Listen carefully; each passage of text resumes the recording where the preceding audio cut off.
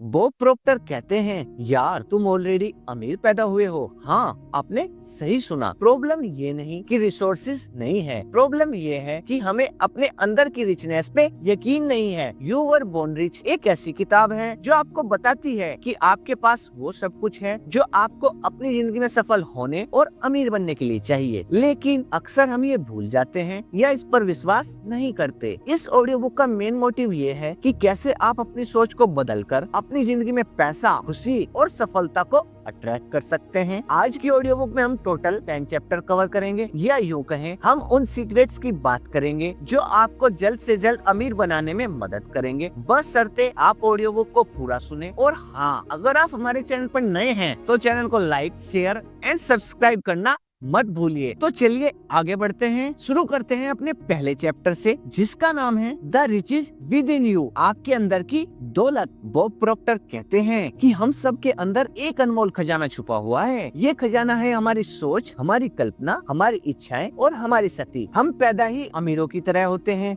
क्योंकि हमें वो सब कुछ दिया गया है जो हमें अपनी जिंदगी बनाने के लिए चाहिए। हम ये भूल जाते हैं कि हम माइंड है और इस माइंड के पास अनलिमिटेड पोटेंशियल है। हम अक्सर बाहर की दुनिया में दौलत खोजते रहते हैं, जबकि असली दौलत हमारे अंदर है। हमारी सोच ही हमारी रियलिटी बनती है। अगर हम गरीबी और कमी के बारे में सोचेंगे तो वही हमारी जिंदगी में मैनिफेस्ट होगा। अगर हम दौलत और अबेंडेंस के बारे में सोचेंगे तो वही हमारी जिंदगी में आएगा। आपको सबसे पहले ये समझना होगा कि आपका माइंड कैसे काम करता है। इसमें दो हिस्से होते हैं। पहला कॉन्शियस माइंड, ये वो माइंड है जिससे आप सोचते हैं, एनालाइज करते हैं और डिसीजन लेते हैं। आपके पास इस माइंड से अपनी सोच को चुनने की शक्ति है। दूसरा है सबकॉन्शियस माइंड, ये वो माइंड है जो आपके विश्वास, आदतें और भावनाओं को स्टोर करता है। ये आपके हर काम को कंट्रोल करता है, चाहे आपको पता हो या ना हो। आपका कॉन्शियस माइंड एक गार्डनर की तरह है और सबकॉन्शियस माइंड एक गार्डन की तरह। आप जो भी बीज कॉन्शियस माइंड में बोते हैं वो सबकॉन्शियस माइंड में उगते हैं और आपकी रियलिटी बनते हैं। हर सुबह उठकर 5 मिनट के लिए अपनी आंखें बंद करके इमेजिन करें कि आपके पास वो सब कुछ है जो आप चाहते हैं, पैसा, सफलता और खुशी। इस एक्सपीरियंस को महसूस करें। ये आपके सबकॉन्शियस माइंड में दौलत के बीज बो रहा है। अब बात करते हैं चैप्टर नंबर 2 की, द मैग्निफिसेंट यू, आपकी महान हस्ती। हम अक्सर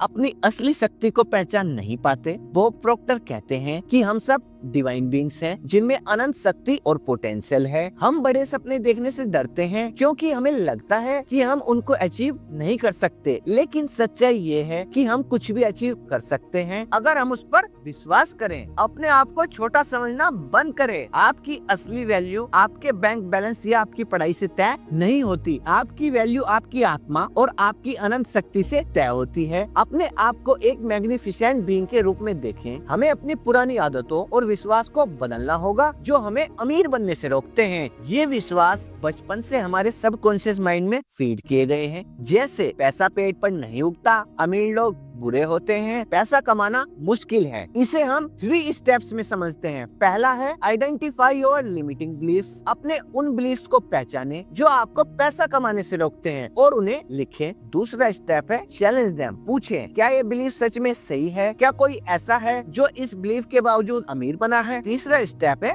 रिप्लेस देम। उन्हें पॉजिटिव एम्पावरिंग बिलीफ से बदलें, जैसे पैसा आसानी से और खुशी से मेरी तरफ आता है। मैं पैसे को अट्रैक्ट करने के लिए बना हूँ। हर रात सोने से पहले 10 बार ये अफर्मेशन बोले, मैं अमीर, सफल और खुश हूँ। ये आपके सबकॉन्शियस माइंड को रिप्रोग्राम करेगा। अब बात करते हैं अपने चैप्टर नंबर 3 की, द सीक्रेट लॉ, यानी कि गुप्त कानून। ये चैप्टर लॉ ऑफ अट्रैक्शन के बारे में बात करता है। बॉब प्रोक्टर समझाते हैं कि ये यूनिवर्स एक बड़े मैग्नेट की तरह काम करता है। आप जो कुछ भी सोचते और महसूस करते हैं, आप वही अपनी जिंदगी में अट्रैक्ट भी करते हैं। अच्छे विचार अच्छे परिणाम लाते हैं और बुरे विचार बुरे परिणाम लाते हैं। ये कोई मैजिक नहीं है, बल्कि एक साइंटिफिक प्रिंसिपल है। हमारी सोच एक एनर्जी है जो यूनिवर्स में बाहर जाती है और वैसी ही एनर्जी को वापस खींचती है। लॉ ऑफ अट्रैक्शन को अपने फायदे के लिए यूज करने के लिए आपको इन 3 स्टेप्स को फॉलो करना होगा।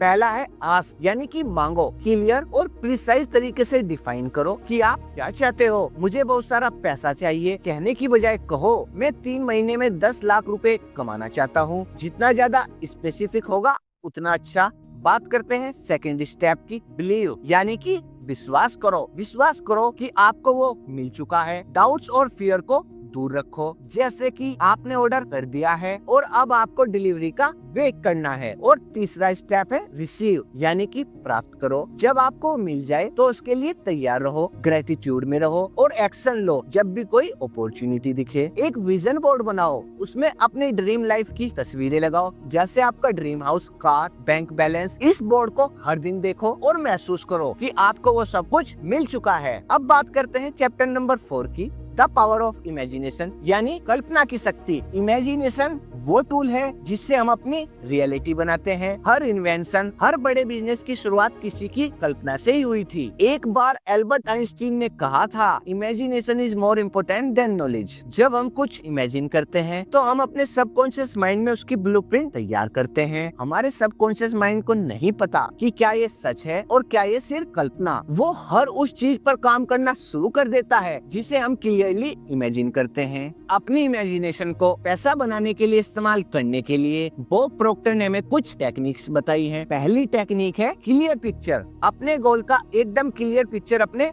दिमाग में बनाओ, जैसे कि आपके बैंक अकाउंट में कितने पैसे हैं, आप उन पैसों से क्या कर रहे हो, आप कैसा महसूस कर रहे हो। दूसरी टेक्निक है इमोशनल कनेक्शन। सिर्फ पिक्चर देखने से काम नहीं चलेगा, उस पिक्चर के साथ स्ट्रॉन्ग इमोशंस को कनेक्ट करो, जैसे खुशी, उत्साह, शुक्रगुजारी। इन सब को महसूस करो जैसे वो अभी हो रहा है। अब बात करते हैं तीसरी टेक्निक की, सेंसरी डिटेल्स। इमेजिन करो कि आप उस चीज को देख सकते हो, सुन सकते हो, छू सकते हो, उसकी स्मेल ले सकते हो, उसका टेस्ट ले सकते हो। जितने ज्यादा सेंसेस इन्वॉल्व करेंगे उतनी ज्यादा इफेक्टिव विजुअलाइजेशन होगी। हर रात सोने से पहले और हर सुबह उठने के बाद 10-15 मिनट के लिए अपने आप को इमेजिन करें कि आपने अपने फाइनेंशियल गोल अचीव कर लिए हैं और इस फीलिंग को अपने अंदर पूरी तरह से बस जाने दें। अब बात करते हैं चैप्टर नंबर 5 की, the law of vibration and attraction. Vibrate करो और अट्रैक्ट करो। हर चीज यूनिवर्स में वाइब्रेट करती है, चाहे वो एक पत्थर हो, एक पेड़ हो या फिर हमारी सोच। हमारी सोच भी एक एनर्जी है जो एक पर्टिकुलर फ्रीक्वेंसी पर वाइब्रेट करती है। लॉ ऑफ वाइब्रेशन कहता है कि सिमिलर वाइब्रेशंस एक दूसरे को अट्रैक्ट करती है। जब हम पॉजिटिव सोचते हैं और हाई फ्रीक्वेंसी पर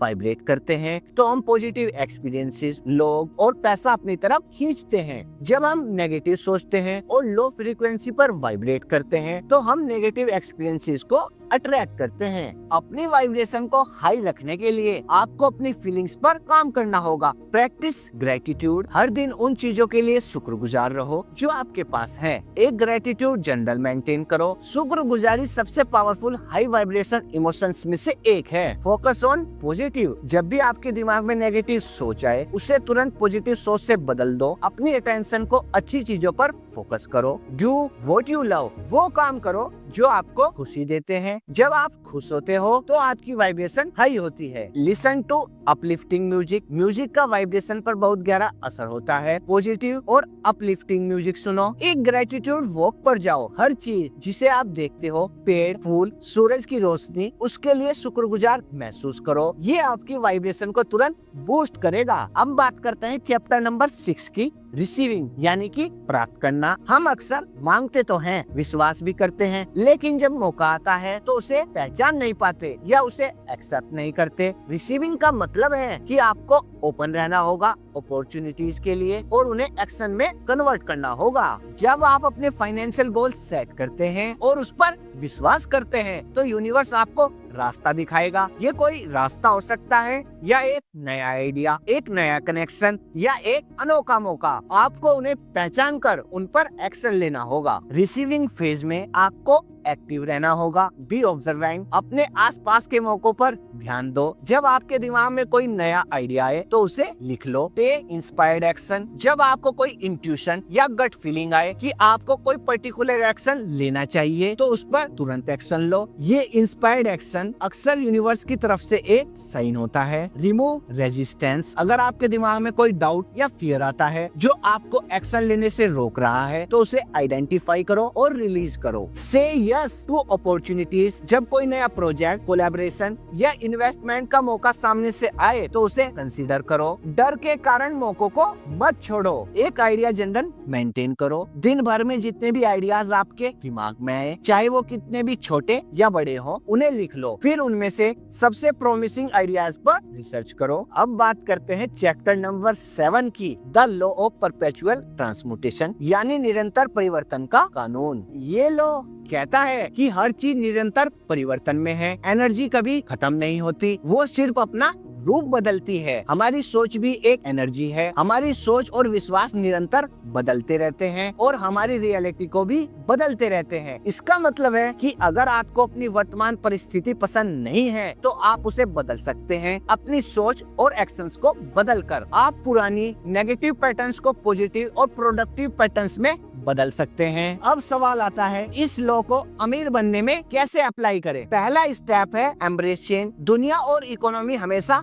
बदलते रहते हैं। नए स्किल्स सीखने, नए बिजनेस मॉडल्स अपनाने और नए ट्रेंड्स को समझने के लिए तैयार रहो। दूसरा है कंटिन्यूअसली लर्न। अपने आप को एजुकेट करते रहो, बुक्स पढ़ो, कोर्सेज लो, वेबिनार्स अटेंड करो। जितना ज्यादा नॉलेज आपके पास होगा उतने ज्यादा ऑप्शंस आपके पास होंगे। अगला है रिव्यू एंड एडजस्ट। अपने गोल्स और स्ट्रेटेजी को रेगुलरली रिव्यू करो। अगर कुछ काम नहीं कर रहा है तो उसे बदलो। फ्लेक्सिबिलिटी भी बहुत जरूरी है। अगला है टर्न ऑब्स्टेकल्स इनटू अपॉर्चुनिटीज। जब भी कोई मुश्किल आए उसे एक लेसन के रूप में देखो। सोचो कि आप इससे क्या सीख सकते हो और कैसे इससे बेहतर बन सकते हो। हर महीने अपने फाइनेंशियल गोल्स को रिव्यू करो। देखो कि आप कहां तक पहुंचे हो और कहां आपको अपनी स्ट्रेटेजी बदलने की जरूरत है। अब बात करते हैं चैप्टर नंबर 8 की, थिंकिंग इनटू रिजल्ट्स, यानी कि सोच से नतीजे तक। ये चैप्टर इस पूरी किताब का निचोड़ है। बॉब प्रोक्टर कहते हैं कि हर बड़े नतीजे की शुरुआत एक सोच से होती है। अगर आप अपने रिजल्ट्स बदलना चाहते हैं तो आपको अपनी सोच बदलनी होगी। सोचने का तरीका और हमारे विश्वास हमारे पैराडिज्म बनाते हैं। जब हम अपने पैराडिज्म को बदलते हैं तभी हम अपने रिजल्ट्स को बदल सकते हैं। ये एक प्रोसेस है जिसमें सेल्फ डिसिप्लिन और कंसिस्टेंसी की जरूरत होती है। अपनी सोच को रिजल्ट्स में बदलने के लिए डेली डिसिप्लिन और प्रैक्टिस बहुत जरूरी है। Define your definite purpose. आपको बिल्कुल क्लियर होना चाहिए कि आप क्या अचीव करना चाहते हो। आपका मेन फाइनेंशियल गोल क्या है, इसे लिखो। पॉजिटिव सेल्फ टॉक, अपने आप से हमेशा पॉजिटिव बातें करो। अपनी एबिलिटीज पर विश्वास रखो। रिपीटिशन, अपनी अफर्मेशंस और विजुअलाइजेशन को बार बार रिपीट करो। रिपीटिशन सबकॉन्शियस माइंड का लैंग्वेज है। मेंटरिंग या कोचिंग, अगर पॉसिबल हो तो किसी ऐसे मेंटर या कोच के साथ काम करो जो आपको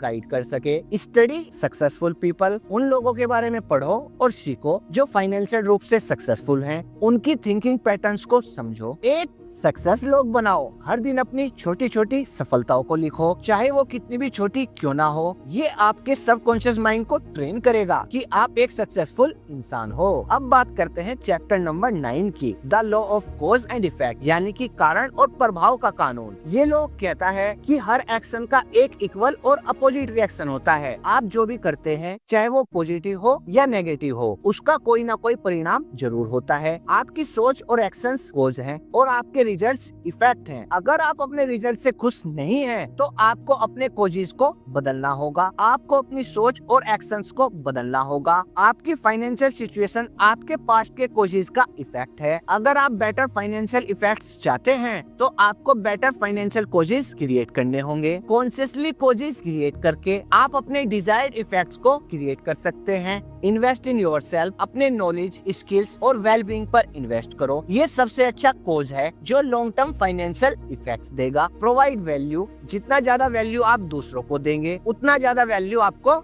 वापस मिलेगा। अपने बिजनेस या जॉब में एक्स्ट्रा माइल जाओ। बी डिसिप्लिन विद मनी, अपने पैसों को वाइजली मैनेज करो। सेविंग्स, इन्वेस्टमेंट्स और बजटिंग को प्रैक्टिस करो। गिव बैक, जब आप पैसा कमाना शुरू करें तो कुछ हिस्सा डोनेट करें या किसी की मदद करें। गिविंग बैक एक पावरफुल कोज है जो और ज्यादा अबेंडेंस अट्रैक्ट करता है। हर हफ्ते एक नया स्किल सीखने या अपनी नॉलेज बढ़ाने के लिए कम से कम 1 घंटा दो। ये लॉन्ग टर्म में आपकी अर्निंग पोटेंशियल को बढ़ाएगा। अब बात करते हैं अपने लास्ट चैप्टर की, जो है मनी मेकिंग फॉर्मूला। और ये फॉर्मूला हमारे सभी लिसनर्स के लिए है। दोस्तों, चेंज योर मनी स्टोरी। अपनी उन पुरानी कहानियों को बदलो जो आपने पैसों के बारे में सुनी है। पैसा खुशियाँ नहीं खरीद सकता के बजाय पैसा मुझे और मेरे परिवार को खुशियाँ और एक्सपीरियंसेस प्रोवाइड करने में मदद करता है। अप्रिशिएट मनी, जब भी आपको पैसा मिले चाहे वो कितना भी कम हो, उसके लिए शुक्रगुजार रहो। सी मनी एज अ टूल, पैसा एक टूल है जो आपको अपने सपने पूरे करने में